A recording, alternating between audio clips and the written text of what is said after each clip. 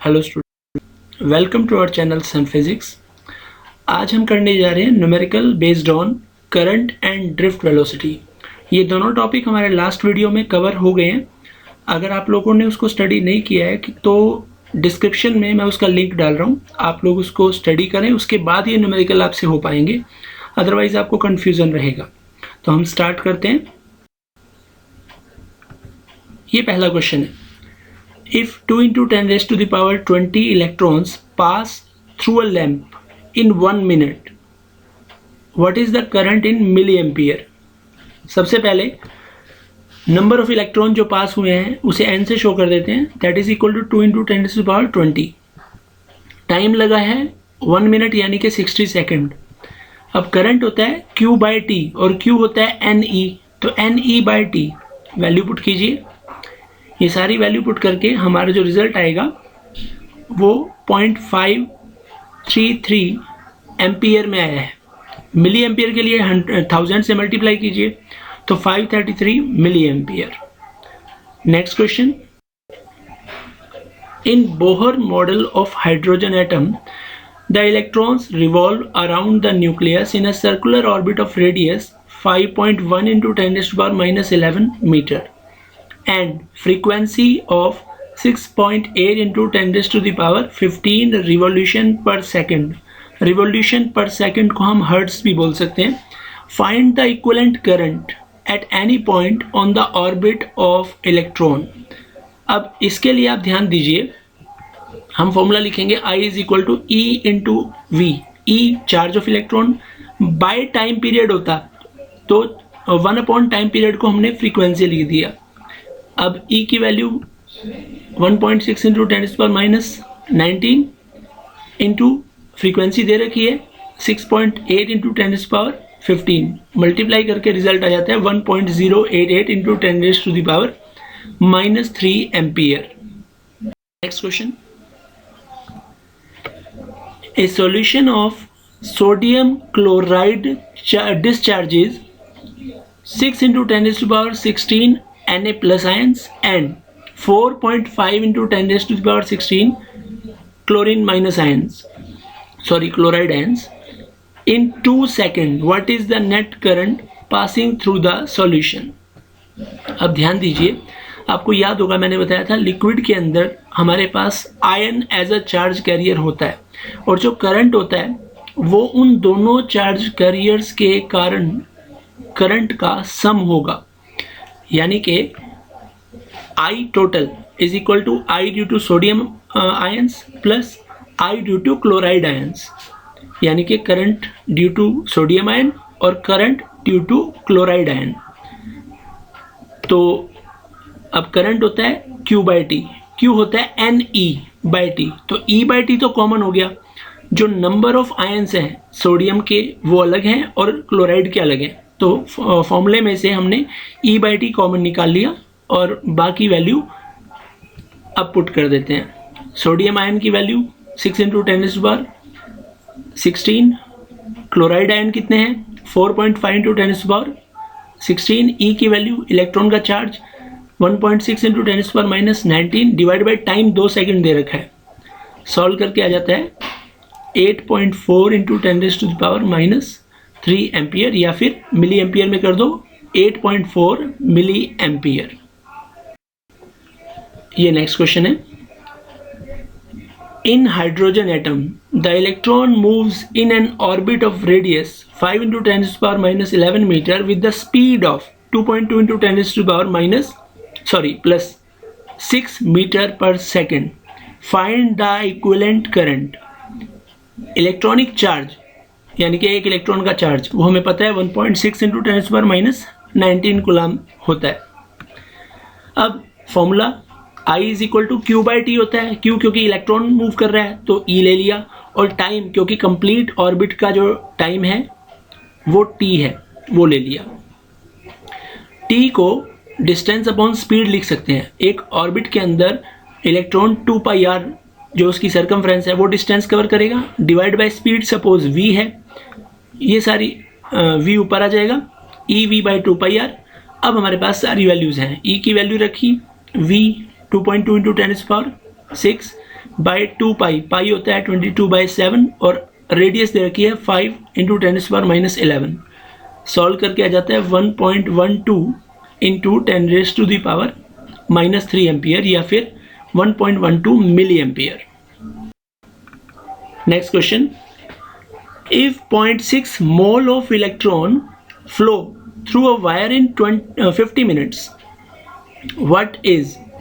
ए part है the total charge that passes through the wire and B part the magnitude of the current. आपको Avogadro number दे रखा है 6 × 10⁻23 पर मोल। सबसे पहले हमें यह देखना है कि इलेक्ट्रॉन कितने होंगे 0.6 मोल के अंदर। तो 1 मोल में होते हैं 6 × 10⁻23, तो 0.6 मोल में 0.6 से मल्टीप्लाई कर दो। अब जो टोटल चार्ज होगा वो number of electron into charge of electron होता है, तो इसको मल्टीप्लाई कर देंगे 1.6 × 10⁻19 से। सॉल्व करके आ जाता है 5.76 × 10⁻4 कूलम। और करंट Q/T, टाइम उसने कितना दिया था 50 मिनट, तो सेकंड में बदलने के लिए 60 से मल्टीप्लाई कर लेंगे, तो ये आएगा एम्पियर में 19.2 ampere. Next question, the charge flowing through a conductor varies with time as Q = 8t - 3t² + 5t³। अब इसमें क्या है, करंट एक जैसा नहीं है, क्योंकि जो चार्ज है चार्ज टाइम पे डिपेंड कर रहा है। और हम यहाँ देख रहे हैं टाइम की अगर लीनियर इक्वेशन होती तब करंट कांस्टेंट होता, but there is not an linear equation of charge in form of time. तो इनिशियल करंट फाइंड आउट करना है and the time after which the current reach the maximum value, और third part में हमें उस maximum या minimum value of current को find out करना है। तो जो इक्वेशन गिवन है वो ये है। अब यहाँ पे I क्या होगा, करंट होता है dQ/dt, तो यानी कि इस इक्वेशन को डिफरेंशिएट किया जाएगा विद रिस्पेक्ट टू टाइम।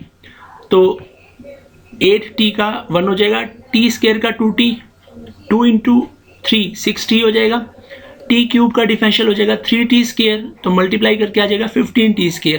तो हमारे पास करंट की जो टाइम की फॉर्म में इक्वेशन बनती है दैट इज 8 - 6t + 15t²।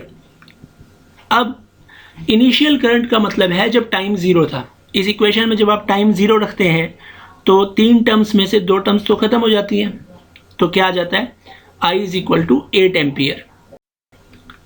अब हम निकालते हैं dI/dt। ये क्यों निकाल रहे हैं हम, क्योंकि हमें मैक्सिमम और मिनिमम करंट के लिए पूछा गया है। किसी भी क्वांटिटी का मैक्सिमम या मिनिमम वैल्यू निकालने के लिए आपको उसको दूसरी क्वांटिटी के रेस्पेक्ट में डिफरेंशिएट करना होता है और उस रिजल्ट को = 0 करना होता है। तो यहाँ पे भी हम क्या करेंगे, उस इक्वेशन को डिफरेंशिएट करेंगे, तो -6 + 30t आ जाएगा, और इसके मैक्सिमम या मिनिमम होने के लिए इस डिफरेंशियल को क्या होना पड़ेगा 0, dI/dt शुड बी 0। तो 0 रखेंगे, -6 + 30t = 0, यहाँ से t आ जाता है 0.2 सेकेंड, यानी कि इस टाइम के ऊपर आपका जो करंट होगा वो मैक्सिमम या मिनिमम होगा। अब उस मैक्सिमम या मिनिमम की वैल्यू के लिए करंट वाली इक्वेशन में टाइम की इस वैल्यू को रखेंगे। Putting this value of t in equation number 1 we get, हमारे पास इक्वेशन थी 8 - 6t + 15t², t की वैल्यू 0.2 पुट की, सॉल्व करके 7.4 एम्पियर आ जाएगा। अब इनिशियली करंट 8 एम्पियर था, अभी है 7.4। So at the value of I is less than at t = 0 it will be minimum value. तो स्टार्टिंग में करंट जो था वो ज़्यादा था, बाद में कम हुआ, और वो कम कितना हुआ 7.4। तो यही minimum value of current consider की जाएगी। ये नेक्स्ट क्वेश्चन है, कुछ पहले की तरह ही है। The charge flowing in a conductor varies with time as Q = 2t - 6t² + 10t³, where Q is in coulomb and T is in second. Find the initial current. the time after which the value of current reaches the maximum value, and third the maximum और minimum value of current बिल्कुल पहले की तरह है। तो आपको पहली equation given है, करंट के लिए dq/dt निकालेंगे तो डिफरेंशिएट करने पे 2t का 2 रह जाएगा, 6t स्क्वायर का 12t और 10t³ का 30t²। अब इनिशियली जब टाइम 0 है तो टाइम 0 रखोगे तो आई 2 एम्पियर आ जाएगा। अब मैक्सिमम और मिनिमम के लिए हम इसके डिफरेंशियल को 0 रख देते हैं जैसे पहले किया था। अब इसको फिर दोबारा डिफरेंशियल करेंगे, 2 का 0 हो जाएगा, -12t का -12 प्लस 30t² का 60t इज इक्वल टू 0। यहाँ से t आ जाता है 12/60 या फिर 1/5 सेकेंड। अब next question, a conductor of length L is connected to DC source of EMF E. The drift velocity of electron is Vd. If the length of conductor is tripled by stretched it keeping E constant, find the drift velocity। यानी कि एक wire है जिसकी लंबाई capital L है, उसको हमने एक सेल या बैटरी, क्योंकि वो डीसी सोर्स है, जिसकी ईएमएफ एक तरह से वोल्टेज होता है। हम इसको चैप्टर के अगले पार्ट में डिस्कस करने वाले हैं कि ईएमएफ इन डिटेल क्या होता है। The drift velocity of electron जो है वो वीडी है। लेंथ ऑफ कंडक्टर को हमने खींच के ट्रिपल कर दिया और उसके वोल्टेज को कांस्टेंट रखा है, तो इसकी ड्रिफ्ट वेलोसिटी क्या होगी ये हमें निकालना है। अब सबसे पहले हम फॉर्मूला पता है I is equal to NEAVD। I को हम वोल्टेज अपॉन रेजिस्टेंस लिखते हैं, या यहाँ पे हम E/R लिखेंगे क्योंकि वोल्टेज का काम यहाँ पे E कर रहा है। अच्छा, R ρL/A होता है, ये आपने छोटी क्लासेस में भी फॉर्मूला पढ़ा है। तो इसको आगे सॉल्व करके आ जाता है E/ρL is equal to NEVD या फिर VD is equal to E/NE ρL। अब इसमें से उसने कहा है कि E कांस्टेंट रखना है, N क्योंकि मटेरियल सेम है तो इसलिए सेम रहेगा, E सेम है, रो सेम है, तो क्या बदल रहा है, सिर्फ लेंथ। तो यहाँ से जो VD है वो लेंथ के इन्वर्सली प्रोपोर्शनल है। इसका मतलब VD'/VD is equal to L/3L। VD' जो न्यू ड्रिफ्ट वेलोसिटी है, VD जो ओल्ड ड्रिफ्ट वेलोसिटी है, तो 1/3L/1/L, वो 1/3L/1/L वाला जो है वो ऊपर आ जाता है, तो L/3L, या फिर VD' is equal to VD/3, यानी कि जो न्यू ड्रिफ्ट वेलोसिटी है वो पहले वाली ड्रिफ्ट वेलोसिटी का 1/3 हो जाती है। Next question, a copper wire has a resistance of 10 ohm and an area of cross section of 1 millimeter square. A potential difference of 10 volt exists across the wire. Calculate the drift speed of electrons if the number of electron per cubic meter in copper is 8 into 10⁻28 electron. यहाँ पे आपको copper wire का resistance दे रखा है, उसका area दे रखा है, उसके अक्रॉस कितना वोल्टेज लगाया है वो दे रखा है। आपको ड्रिफ्ट स्पीड निकालनी है अगर आपको नंबर डेंसिटी यानी कि स्मॉल n जो हम उसमें यूज़ करते हैं, number of electron per unit volume, वो दे रखा है। तो formula I is equal to V/R is equal to NEAVD। यहाँ से VD आ जाएगा V/NAER, या फिर V कितना है, 10 वोल्ट। नंबर डेंसिटी लास्ट में दे रखी है 8 into 10⁻28। एरिया मिलीमीटर स्क्वायर को मीटर स्क्वायर में करेंगे 10⁻⁻6 आ जाएगा। ई इलेक्ट्रॉन का चार्ज 1.6 into 10⁻⁻19 और रेजिस्टेंस 10 ओम दे रखा है। कैलकुलेट करके हमारे पास आता है 0.078 into 10⁻³ मीटर पर सेकेंड, या फिर इसे मिलीमीटर में लिख सकते हैं 0.078 millimetre per second. Next question, the number of free electron per 5 centimeter of ordinary copper wire is 2 into 10⁻21. The average drift speed of electron is 0.25 millimetre per second, what is the current. आपको ये दे रखा है एक wire है जिसकी लंबाई 5 centimetre है, sorry 5 centimetre के अंदर जो नंबर ऑफ फ्री इलेक्ट्रॉन है वो दे रखे हैं 2 × 10⁻21। एवरेज ड्रिफ्ट स्पीड दे रखी है इलेक्ट्रॉन्स की, आपको करंट निकालना है। मान लिया ए एरिया है क्रॉस सेक्शन का, तो नंबर ऑफ इलेक्ट्रॉन क्या होंगे पर यूनिट वॉल्यूम में, total number by volume. Volume क्या होता है, एरिया इंटू लेंथ, लेंथ आपको दे रखी है, तो ये हमारे पास स्मॉल एन की वैल्यू आ गई है। अब हमें पता है करंट होता है NaEVd, वैल्यू पुट कीजिए। अब क्योंकि n की वैल्यू है 2 × 10⁻21 by A × 5 × 10⁻2 into A into E की वैल्यू, V की वैल्यू, A से A कैंसिल हो जाएगा यहाँ पे, यानी कि इसमें करंट निकालने के लिए हमें एरिया की ज़रूरत ही नहीं पड़ी क्योंकि एरिया से एरिया कैंसिल हो गया। तो रिजल्ट आ जाएगा 1.6 एम्पियर।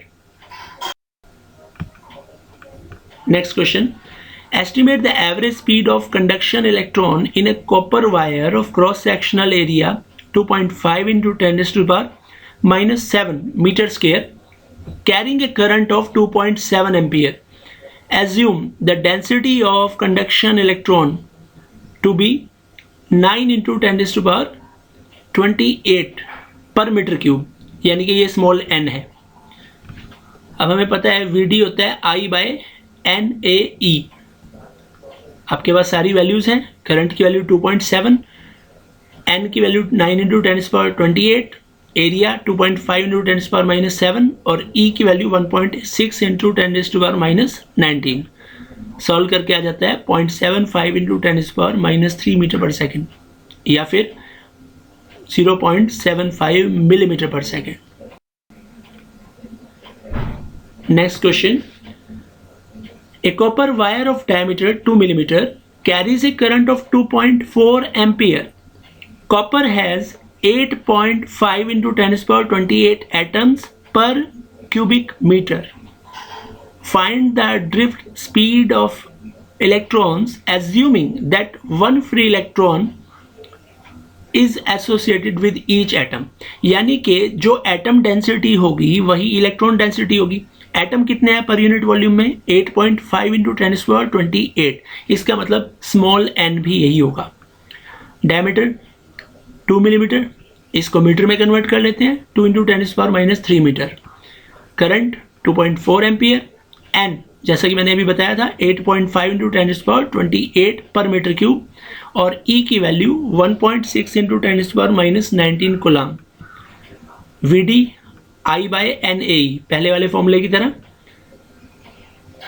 अब एरिया क्या होता है, πd²/4, वो /4 ऊपर पहुंच जाएगा, तो रिजल्ट बन जाता है I × 4/n πd² × E।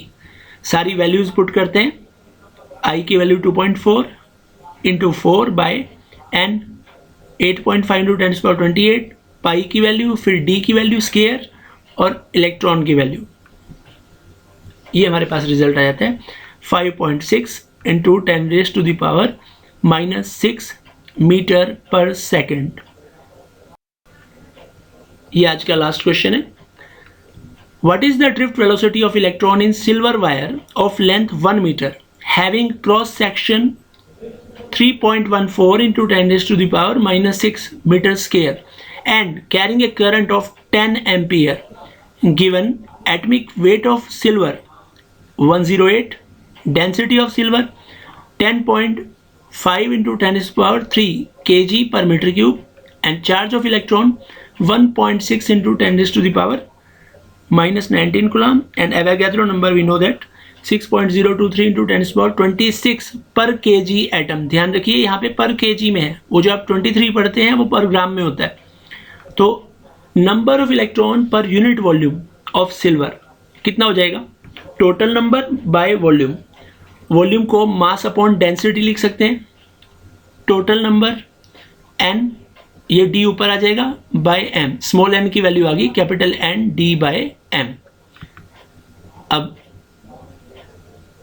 Value put करिए 6.023 इंटू 10⁻26 बाय एटमिक मास कितना है 108 और डेंसिटी कितनी है 10.5 इंटू 10⁻3। ये सॉल्व करके आता है 5.8557 इंटू 10⁻28। अब स्मॉल n की वैल्यू आ गई। Vd कितना होता है I by N A E. I 10 है, n की वैल्यू भी हमने निकाली है, एरिया दे रखा है। सारी वैल्यू सॉल्व करके हमारे पास रिजल्ट आता है 3.4 into 10⁻⁻4 metre per second. That is the end of today's topic. I hope आपको ये सारे न्यूमेरिकल समझने में इससे हेल्प हुई होगी। इसके अलावा जितने भी क्वेश्चंस हैं आप उनको ट्राई कीजिए, और if you find any difficulty in this presentation please comment in the comment box, and if you like it please share and subscribe.